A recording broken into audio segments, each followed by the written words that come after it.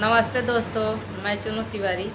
मेरे वीडियो में आप लोग का स्वागत है। आज भैंसुर गाली गीत सुनाऊंगी। गीत अच्छा लगे तो लाइक शेयर और प्यारा सा कमेंट कीजिएगा और चैनल को सब्सक्राइब कीजिएगा।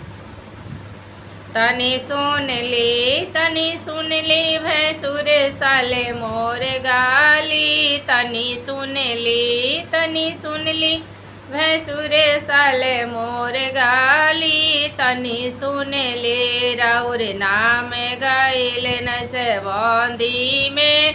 राउर खेत गाइल चकरबंदी में। राउर मम्मी भी कैली मंडी में। तनी सुन ली भैंसुर साले मोर गाली। तनी सुन ली भैंसुर साले मोर गाली। तनी सुन ली राउर नाम गाइल नसबंदी में। राउर खेत गाइल शकरबंदी में। राउर चाची भी कैली मंडी में। तनी सुन ली भैंसुर साले मोर गाली। तनी सुन ली भैंसुर साले मोर गाली। तनी सुन ली राउर नाम गाइल नसबंदी में।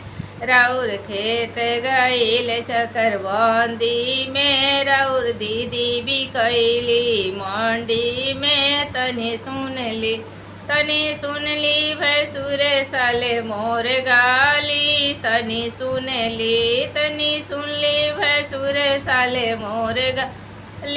तनी सुन ली राउर नाम गाइल नसबंदी में। राउर खेत गाइल चकरबंदी में। राउर मम्मी भी कैली मंडी में। तनी सुन ली भैंसुर साले मोर गाली। तनी सुन ली राउर नाम गाइल नसबंदी में। राउर खेत गाइल चकरबंदी में। राउर फुआ भी कैली मंडी में। तनी सुन ली भैंसुर साले मोर गाली। तनी सुन ली भैंसुर साले मोर गाली। तनी सुन ली।